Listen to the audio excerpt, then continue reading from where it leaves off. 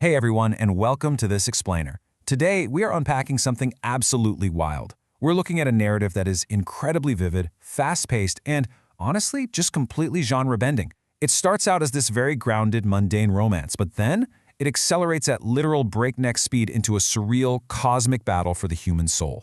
We're going to trace the journey of a guy named Toivo, and we'll see exactly how this text uses jarring transitions, rich sensory details, and some truly wild theological imagery to build a hero's journey unlike anything you've ever seen. But beyond all the action, it's actually a profound look at how the human mind might process sudden trauma, and that eternal, epic fight between light and darkness. The visual leaps we are about to take are just extraordinary, so strap in. So picture this. We start off slow, warm, and really idyllic. It's a gorgeous, sunlit day in Rovaniemi. Toivo and Elisa are walking hand in hand right through a market square. The text gives us these wonderful, super grounding sensory details. You've got the comforting smell of a vanilla ice cream stand nearby, the warmth of the sun on their skin, swans and mallards swimming near the shore of a glittering pond. It's perfect. Toivo looks deep into Elisa's emerald shining eyes, notices this delicate little emerald ring on her finger, and softly says, "I love you, Elisa." It's just a picture of absolute, undisturbed peace.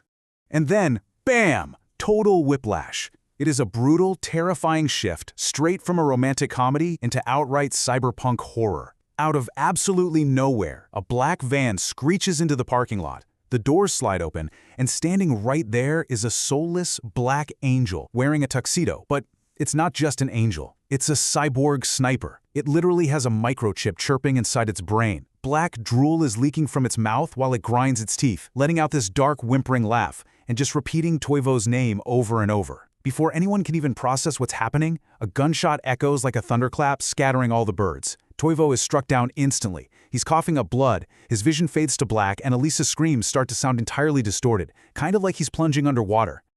Okay, let's dive into this, because mapping out this timeline reveals a totally brilliant piece of narrative structure. We go from a very normal noon reality in Rovaniemi directly into the medical trauma of an ambulance. Toivo actually briefly sees himself from above as the paramedics shock him with a defibrillator. But almost immediately, time just loses all its meaning. He crosses from the physical world into this ethereal limbo, waking up inside a glowing white pearl, and from there, he steps straight into the eternity of the Emerald Forest. It's an incredibly rapid escalation from a physical death right into a massive spiritual awakening. Section 2. Transition to the Emerald Forest. So, Toivo's soul actually wakes up inside this magnificent, glowing white pearl, and it emits this deep, resonating hum the second he touches it. As the sheer brilliance of the pearl completely envelops him, he finds himself floating down into the center of a pond filled with glittering jewels and gold. All of this is surrounded by a pulsating emerald forest. He is literally walking barefoot on the water, and right above him, an angelic choir is singing about how he's stepping onto holy ground, prepping for a final battle. The contrast here between that violent mechanical assassination we just saw and this serene, divine environment is just staggering. While he's standing in this breathtaking forest, Toivo catches his reflection. He's suddenly wearing a shimmering white robe covered in jewels. But he isn't just there to rest and take in the sights. He approaches a dimly glowing stone, and suddenly, the voice of the Savior echoes through the entire environment. The command is clear, but it's daunting. Toivo must enter the stone and face the wrath of the guardian angel in the world of shadows. It's the ultimate call to adventure. And without any hesitation, Toivo steps right through the liquid green wall of the stone, diving headfirst into the unknown. Section 3. Escape from the medieval prison. Instantly, pure dream logic takes over. The divine warmth of the Emerald Forest is completely gone, replaced by the freezing, damp reality of a medieval dungeon. Toivo wakes up and he's chained to a stone wall by his ankles. There are rats literally scurrying across the floor.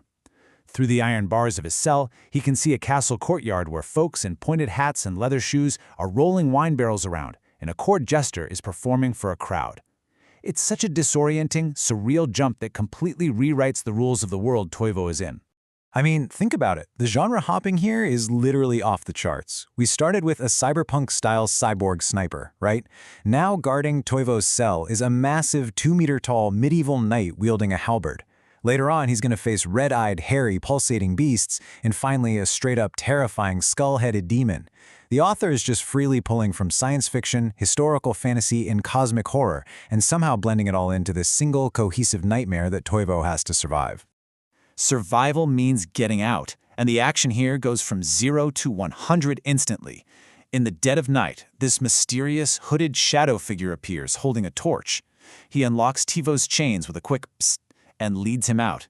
But the second they step into the courtyard, a massive flash of light just wipes the shadow figure away. Alarms start blaring. Someone screams that giants and a skull gang are attacking. Suddenly, the sky is full of flaming arrows raining down all around Toivo. That giant knight wakes up, charges at him, and rears back to hurl his halberd. But just as he does, a flaming arrow pierces the knight's skull, and Toivo leaps desperately into the castle's rushing pitch-black river, just to avoid getting captured. He's sinking deep into this icy, dark water, completely helpless. But then, a burning hand reaches right through the watery gloom. This is the Tulian Kali, or the Fire Angel. Serving as Toivo's crucial supernatural aid in this journey, the Fire Angel violently rips him from the crushing currents and launches them both straight up into the starry sky.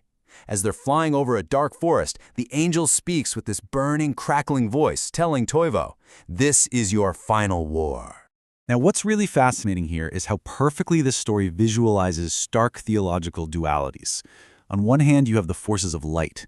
These are characterized by the glowing pearl, the jewel-encrusted white robes, the lush emerald forest, and that blazing fire angel. And then on the other side, the forces of darkness. You've got the mechanical cyborg sniper, the freezing dungeon, a rotting swamp, and a pulsating black cube.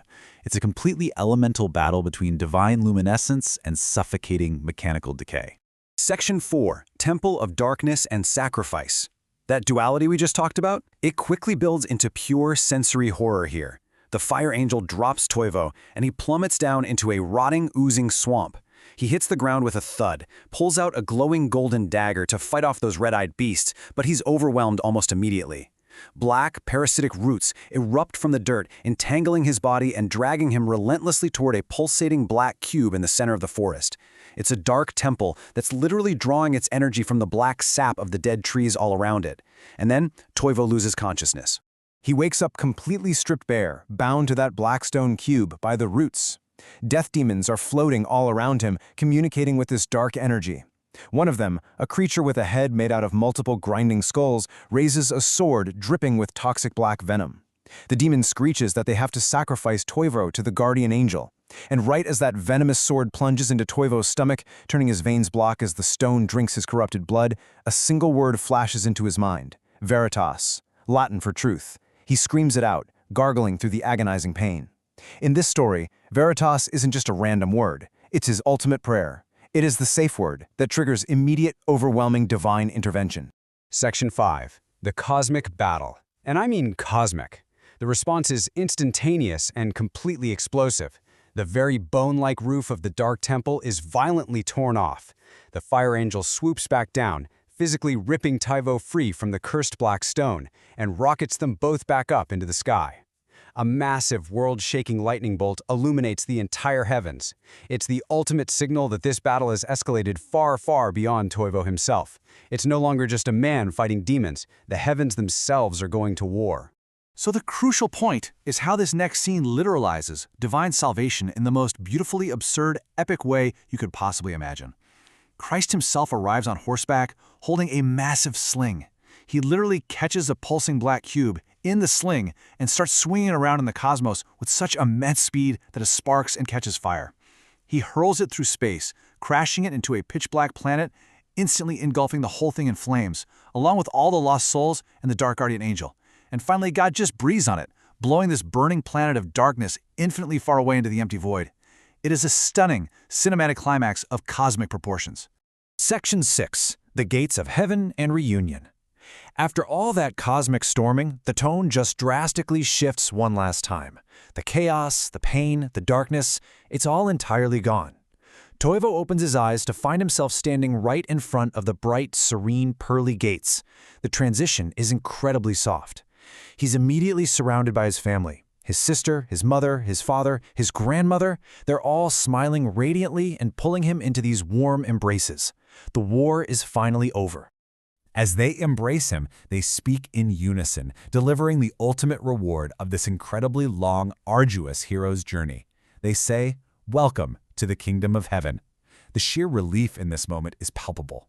All the surreal horror of the cyborgs, the dungeons, and those toxic swords just melts away in the face of this profound, eternal warmth and acceptance. But the real emotional payoff comes just a second later. Toivo's mother gently tells him, "You too, Elisa." Toivo turns around, and there she is.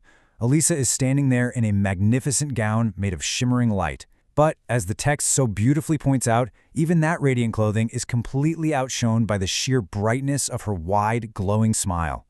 They embrace, and a pure, enveloping brightness covers them completely. It brings the entire narrative full circle, taking us from their earthy date in Rovaniemi all the way to their eternal reunion. Which leaves us with this massive, lingering question.